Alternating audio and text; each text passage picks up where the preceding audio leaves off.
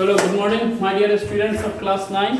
Today we are going to do the second part of the chapter Reach for the Top. In the first part, we learned about an Indian mountaineer, Santosh Yadav. In this chapter, we are going to read something about, we are going to get some motivation from a woman named Maria Sharapova. We all know who Maria Sharapova is. She is an eminent personality in the world of women tennis. महिला tennis में पूरी दुनिया में इनका एक खास position है, particular place occupy करती है. This chapter is also going to give us the message of dedication, motivation, hard working, sacrifice, commitment, devotion. These are the things we are going to learn in this chapter as we learn something from the chapter Santosh Yadav. So, who exactly Maria Sharapova is? Maria Sharapova is a Russian-born American tennis player. She was born in Russia, but at a particular point in time of her life, she was packed off to America to get the proper training in the world of tennis. And she plays for America, but she still says that she is a Russian woman. She is a Russian citizen. ठीक है, now we are going to read the chapter. Before you read, so a Russian girl, Maria Sharapova, reached the summit of women's tennis when she was barely 18. केवल 18 साल की उम्र में tennis, women's tennis की दुनिया में ये समिट पे पहुंची, यानी कि टॉप पे पहुंची. यानी कि केवल 18 साल की उम्र में इन्होंने ये वर्ल्ड चैंपियन बनी वुमेन्स टेनिस में. As you read about her, see if you can draw a comparison between her and Santosh Yadav. जब ये हम पूरा पढ़ लेंगे चैप्टर को, हमने संतोष यादव चैप्टर भी पढ़ा है, and we are going to read this chapter also. So after reading the entire chapter, try to draw a comparison between Maria Sharapova and Santosh Yadav. Try to find out the similarities of the personalities, similarities, the similarity in qualities between the two women. And there's some other similarity that Maria Sharapova has, which Santosh Yadav also has. ठीक है, अब हम start करते हैं chapter को. So it says that there is something disarming about Maria Sharapova, something at odds with a radiant smile and glamorous attire. What is disarming about? Disarming is something that you try to become friendly with someone. आप किसी के साथ दोस्ताना बनना चाहते हो. However, आपको शुरू में उस पर शक होता है कि मैं इसके साथ दोस्ती करूं या मैं इसको अपना आइडल बनाऊं कि नहीं बनाऊं. लेकिन बाद में आपकी सस्पिशन दूर हो जाती है और आप उसे अपना दोस्त बना लेते हैं, अपना आइडल बना लेते हैं, अपना गुरु बना लेते हैं, अपना मेंटर बना लेते हैं. एक्जैक्टली यही बात कही जा रही है यहाँ पे कि जब शुरू में आप मारिया शरापोवा को देखें तो वो इतनी ग्लैमरस है, आपको लगेगा कि नहीं कि ये टेनिस वर्ल्ड से बिलोंग करता है. ऐसा लगेगा कि ये हॉलीवुड वर्ल्ड से आती है. इनके पहनावे, इनके ज्वेलरीज वगैरह बहुत ग्लैमरस लगती है ये, और वेरी ब्यूटीफुल वुमन है भी. तो ऐसा नहीं लगता है कि ये टेनिस की दुनिया से आती है, लगता है ये हॉलीवुड की दुनिया से आ रही है. And that something in lifted her on Monday 22nd August 2005 to the world number 1 position in women's tennis. Maria Sharapova 22nd August 2005 को ये वर्ल्ड की नंबर 1 प्लेयर बनी, वर्ल्ड चैंपियन बनी. इन्होंने वर्ल्ड चैंपियन का खिताब जीता वुमेन्स टेनिस में, barely at the age of 18. All this happened in almost no time. बहुत कम समय में मारिया शारापोवा ने दुनिया में इतना बड़ा नाम बनाया. Poised beyond her years, the Siberian-born teenager took just 4 years as a professional to reach the pinnacle. कुछ वर्ड्स देख लीजिए. Poised मतलब होता है cool, calm, composed. Poised means calm, शांत, cool, एकदम शांत रहने वाला. नेक्स्ट इसमें एक वर्ड आपको आएगा साइबेरिया. एक रसिया में एक जगह है, ये साइबेरिया में पैदा हुई थी, जो रसिया में एक जगह है.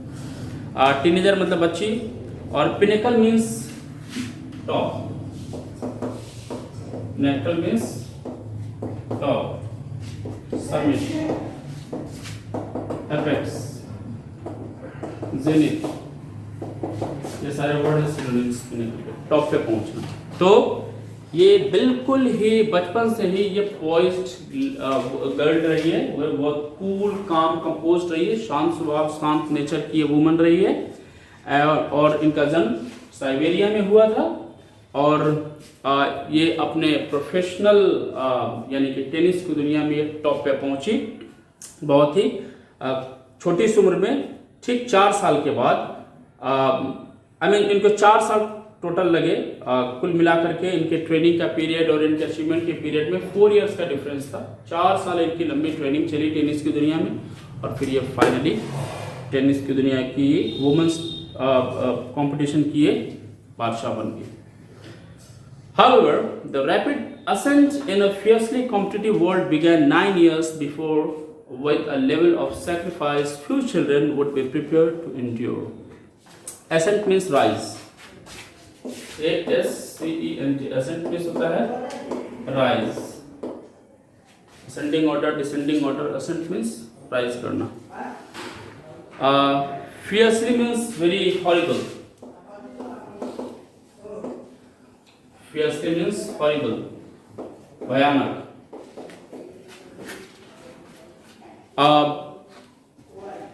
Endure means to tolerate. Endure means to tolerate, बर्दाश्त करना।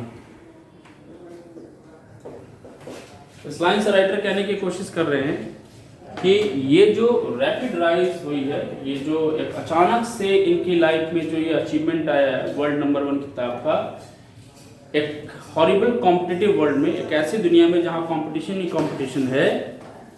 सो ये 9 साल पहले इनकी एक्चुअल ट्रेनिंग स्टार्ट हुई थी।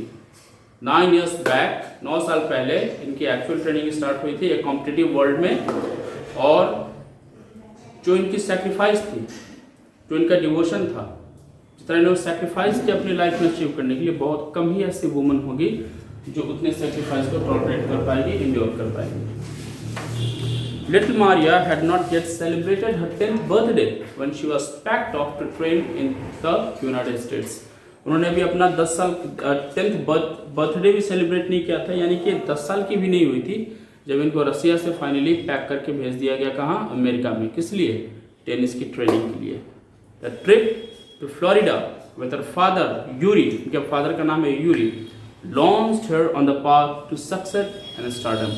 फ्लोरिडा जो अमेरिका में एक शहर है, वहाँ पे इनके साथ इनके सिर्फ फादर गए थे इनके ट्रेनिंग के दौरान। But it also required heart wrenching 2 year separation from her mother Yelena. इनकी माँ का नाम येलेना था, फादर का नाम यूरी था। इनकी माँ नहीं जा सकी थी अमेरिका इनके ट्रेनिंग के दौरान, इनके सिर्फ फादर गए थे। तो ये माँ से 2 साल तक दूर रहने का, 2 years का दिखा रहा है ना, 2 साल का सेपरेशन था माँ से, यानी कि 2 साल तक ये अपने माँ से मिल ही नहीं सकी। अब क्वेश्चन ये होता है कि माँ भी तो जा सकती थी रसिया से फ्लोरिडा मिलने के लिए अपनी बेटी से, 2 साल तक दूर क्यों रही? क्योंकि The latter was compelled to stay back in Siberia because of visa restrictions. इनकी माँ को वीज़ा नहीं मिल रहा था अमेरिका जाने का, तो ये रसिया में इनकी माँ 2 साल तक रही और ये अपने फादर के साथ फ्लोरिडा में अमेरिका में ट्रेनिंग करती रही। फादर के साथ भी एक ही शहर में रहते हुए इनकी दूरी बनी रही। कैसे? देखिए, The 9-year-old girl had already learned an important lesson in life that tennis excellence would only come at a price. इस 9 साल की बच्ची को शुरू में ही पता हो गया था कि इस दुनिया में कुछ भी अचीव करना है उसकी कीमत होती है। Nothing comes free of cost, nothing comes easily, you have to pay a price to get whatever you wish to get, to become whatever you want to become. If you want to become the number 1 in the world, you will have to pay a price, उसकी कीमत अदा करनी पड़ेगी। Price in the form of sacrifice, price in the form of discipline, price in the form of commitment, price in the form of devotion, hard working, not giving up quality. ये सारी चीज़ें आप price के रूप में पे करते हैं लाइफ को, तो लाइफ आपको नंबर 1 बनाती है वर्ल्ड में। एक इंटरव्यू उन्होंने दिया था, उस इंटरव्यू में उन्होंने क्या कहा था ये देखते हैं। ये बार बार ऊपर हो जा रहा था। एक इंटरव्यू में इन्होंने कहा था कि I used to be so lonely. Maria Sharapova recalls, recall मतलब रिमेंबर, रिकॉल मतलब याद करना। रिकॉल मीन्स रिमेम्बर, पुराने दिन को याद करना, रिकॉल। एक इंटरव्यू दी थी इन्होंने, उस इंटरव्यू में उन्होंने कहा था कि मैं जब फ्लोरिडा में मेरी ट्रेनिंग चल रही थी तो मैं बहुत लोनली थी, अकेले थी। अब क्वेश्चन बनता है अकेले कैसे थी? फादर इसके साथ गए थे, फादर इसके साथ गए थे, तो फिर ये अकेले कैसी थी? देखते हैं। I missed my mother terribly, मैं अपनी माँ को बहुत मिस करती थी वहाँ पे। My father was working as much as he could to keep my tennis training going so he couldn't see me इधर। मेरे पापा दिन रात काम करते थे ताकि मेरी ट्रेनिंग का जो कॉस्ट है उसे अरेंज किया जा सके। मेरे फादर भी मुझसे मिलने को अक्सर नहीं आते थे, उनसे भी मैं नहीं मिल पाती थी, यानी कि मैं एक लोनली लाइफ जीती थी ट्रेनिंग के दौरान। Because I was so young, I used to go to bed at 8 PM। कहती मैं यंग थी और मेरी ट्रेनिंग बहुत हार्ड चलती थी, तो मैं 8 बजे चली जाती थी ट्रेनिंग सेंटर में सोने के लिए। द अदर टेनिस पुपिल्स मतलब स्टूडेंट्स, चेले, ट्रेनिंग। पुपिल्स मतलब तो होता है चेला, लेकिन यहाँ पुपिल्स का मतलब हो गया ट्रेनिंग, जो ट्रेनिंग लेने आए हैं। ट्रेनिंग जो अदर गर्ल्स थी जो टेनिस की ट्रेनिंग लेने के लिए आई थी, वो क्या करती थी? The other tennis peoples would come in at 11 PM and wake me up and order me to tidy up the room and clean it. करिए मुझे बहुत रसियन गर्ल होने की वजह से मुझे अमेरिका में बहुत टॉर्चर सहना पड़ता था। क्या होता था?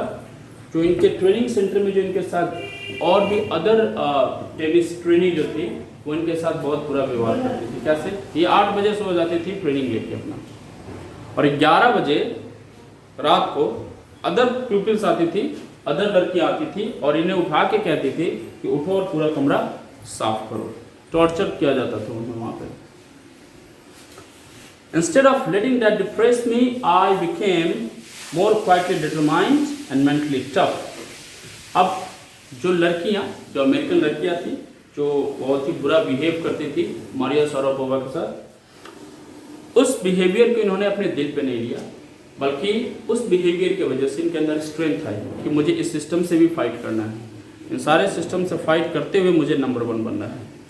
सो कहती है कि instead of letting that depress me, I became more quite determined and mentally tough. जो लड़कियाँ मेरे साथ बिहेव करती थी उससे मैं डिप्रेस नहीं होती थी, बल्कि मैं मेंटली और स्ट्रांग होती थी। I learned how to care for myself। मैंने सीखा कि अपनी केयर कैसे की जाती है, खुद की सुरक्षा, खुद के बारे में सही गलत सोचना। How is it done? मैंने सीखा। I never thought of quitting because I knew that I wanted। I never thought of quitting because I knew what I wanted। मैंने कभी गिव अप नहीं किया, मैंने ज़िंदगी में कभी क्विट नहीं किया, हार नहीं मानी, क्योंकि मुझे पता था कि मैं क्या अचीव करने वाली हूँ, मुझे क्या मिलने वाला है। When you come from nothing and you have nothing, then it makes you very hungry and determined। I would have put up with much more humiliation and insults than that to steadfastly pursue my dream। कहती हैं कि जब आप एक ऐसी दुनिया से आते हैं जहाँ से आप कुछ लेकर के नहीं आते, आपके पास कुछ नहीं होता है, तो आपके लिए खोने के पास भी कुछ नहीं होता है। You have nothing to lose। When you have nothing to gain, you have nothing to lose। और कह रही है कि ये जो मेरे साथ ट्रीटमेंट करती थी, अमेरिकन लड़कियाँ जो ट्रीट करती थी मेरे साथ, बुरा ट्रीट करती थी, इस ट्रीटमेंट की वजह से मेरी हंगर, मतलब मेरे अंदर की जीतने की शक्ति, कुछ बेहतर करने की भूख और डिटर्मिनेशन, ये और मेरी बढ़ती चलेगी। और फाइनली मैंने ये प्लान कर लिया कि चाहे कुछ भी हो जाए, ठीक है ना, I have to do my best, I have to give my best and I have to achieve what I have come here for. मैं जिस चीज़ के लिए यहाँ पे आई हूँ उस चीज़ को मैं अचीव करके ही रहूँगी। चलिए आप जो रिमेनिंग पार्ट हम कल करेंगे, हम ठीक है।